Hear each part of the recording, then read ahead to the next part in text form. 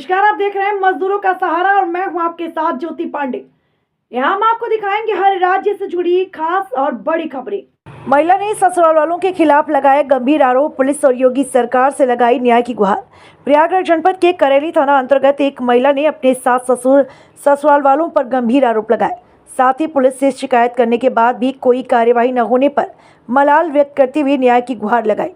Electronic media club के नारद सभागार में करेली थाना क्षेत्र के एक महिला ने अपने ससुराल वालों के खिलाफ प्रेस कॉन्फ्रेंस किया, जिसमें उसने आरोप लगाया कि उसके ससुराल वाले उसे प्रताड़ित करते हैं और जान से मारने की धमकी देते हैं। महिला ने अपनी शिकायत में कहा कि उसकी शादी 2012 में हुई थी और उसके बाद से ही उसके ससुराल वाले उसे प्रताड़ित करने लगे। उसने आरोप लगाया कि उसके ससुर, सास और देवर उसे मारते पीटते हैं और जान से मारने की धमकी देते हैं। महिला ने अपनी शिकायत में मांग की है कि उसके ससुराल वालों के खिलाफ कार्रवाई की जाए और उन्हें सजा दी जाए। मालनी सुनकर बदला हुआ नाम, यह भी मांग की कि उसे सुरक्षा प्रदान की जाए ताकि वो अपने जीवन को सुरक्षित रूप से जी सके। आखिर कैसे मिलेगा गरीब निर्धन को कार्रवाई की जाएगी। गरीब निर्धन बेसहारा एक एक बूंद पानी के लिए तरस रहा है। अब देखना होगा कि खबर प्रकाशित होने के बाद क्या कार्यवाही होती है। मेरे ससुर संत राम सोनकर मुझ पर दबाव ये बना रहे हैं कि मैं उनके साथ हम बिस्तर हो जाऊं। वो मुझे कह रहे हैं कि मैं तुम्हें शादी करके ब्याह करके लाया हूं, मैं तुम्हें रखूंगा। और उसमें ये अविनाश सोनकर जो मेरा देवर है वो भी शामिल है। वो भी ये दबाव बना रहा है। मेरे साथ गलत तो किया, 27 तारीख को उसने मारपीट के साथ वो मंशा उसने पूरी कर ली। जो मेरा ससुर चाहते थे वो उसने पूरा कर लिया और मेरे साथ इतने सालों से छेड़छाड़ मोलेस्टेशन करते चले आ रहे हैं और मुझे गलत जगह से छूना, आते जाते मुझे छूना, मोलेस्ट करना और सारी ये चीजें मेरे साथ हो रही हैं। मेरी सिर्फ यही दरख्वास्त है कि योगी आदित्यनाथ जी मुझे इंसाफ दिलाएं। इसमें कौन कौन संलिप्त है, कब से ये प्रकरण? इसमें मेरे ससुर संतराम सोनकर, मेरे देवर अविनाश सोनकर और मेरी सास मीना सोनकर और मेरी देवरानी ममता सोनकर और नेहा, सब मुझ पे दबाव बना रहे हैं कि मैं ससुर की ये बात मान लूं कि वो मेरे साथ सोना चाहते हैं, वो मुझे रखना चाहते हैं। उसका विरोध आपने किया? उसका विरोध मैंने किया तो ये हुआ कि ये चीजें बढ़ गई।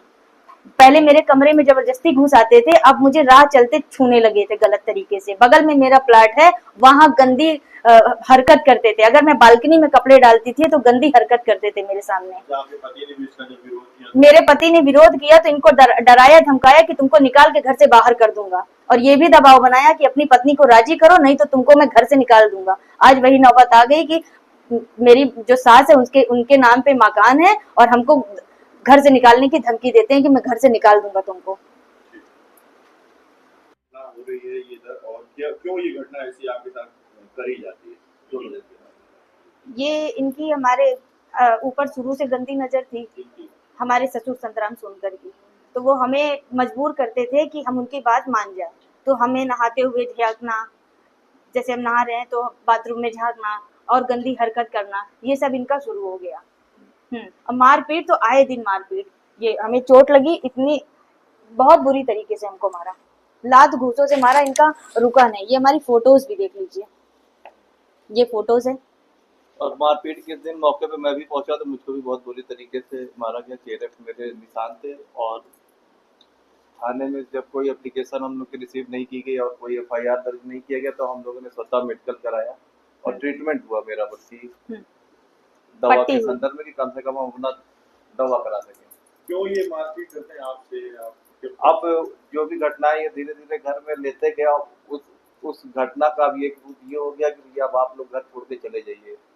तो घटनाएं इन्होंने इस हद तक कर दिया है कि अब हम घर से चले जाएं।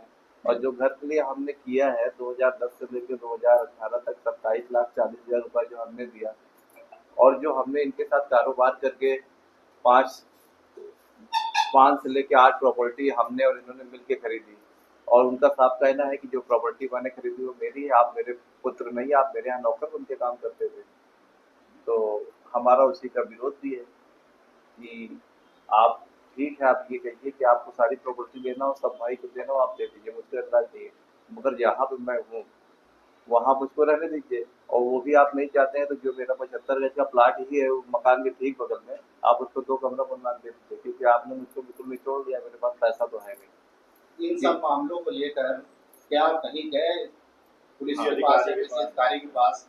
घटना के दिन 27 मई से हम 4 महीना पहले से करली थाने पे बहुत दौड़े थे और बहुत एप्लीकेशन एसएसपी और अपर आयुक्त एसएसपी कार्यालय और भी जहां मुझे जानकारी थी महिला आयोग वो मैंने दिया, क्योंकि उन्होंने 4 अप्रैल को मेरा कैमरा तोड़ दिया था। तो थानेदार के पास गया, उन्होंने साफ साफ कहा जिनका घर है कैमरा उनके इच्छा है ना लगे तो उसको हटा दीजिए। तो हमने कहा मैं उनका पुत्र हूँ और कैमरा गवर्नमेंट भी कहती है कि इसलिए लगेगा कि कोई घटना हो तो वो संज्ञान में आ जाए, और मेरी कार का शीशा तोड़ दिया गया है। तो उन्होंने कहा नहीं कैमरा आप हटा लीजिए, उनका घर है।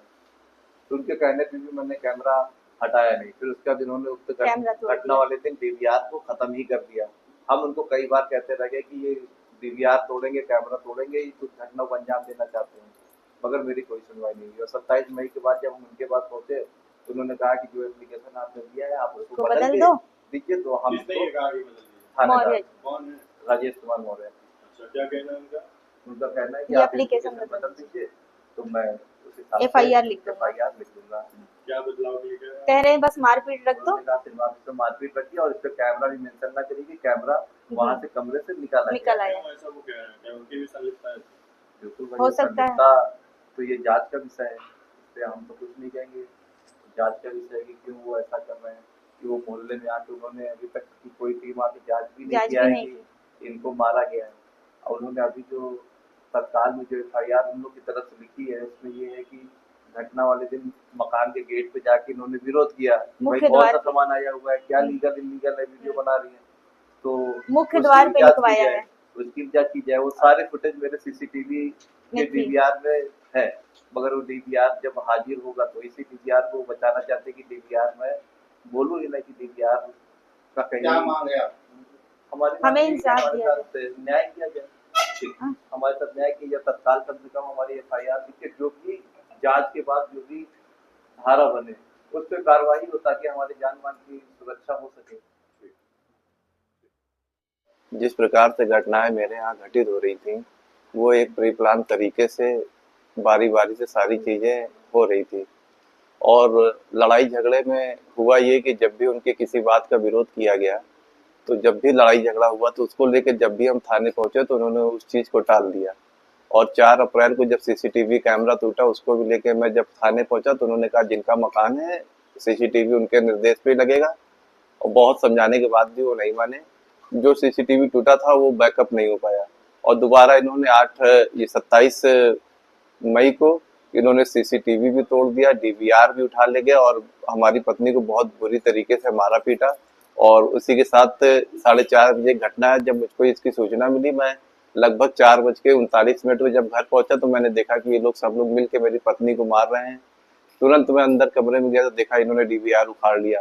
तो उसके बाद इन्होंने तुरंत मुझको भी वहीं पे बहुत बुरी तरीके से मारा, जो कि मोहल्ले के चारों ओर खड़े हुए लोग देख रहे थे। मेरा चोट भी यहाँ पे है। आज 27 तारीख से आज 2 जून हो गया है। सारे निशान चेहरे पे जो उन्होंने मारे थे वो हट गए, बाकी जो उन्होंने मारा पीटा जिसपे चोट के निशान।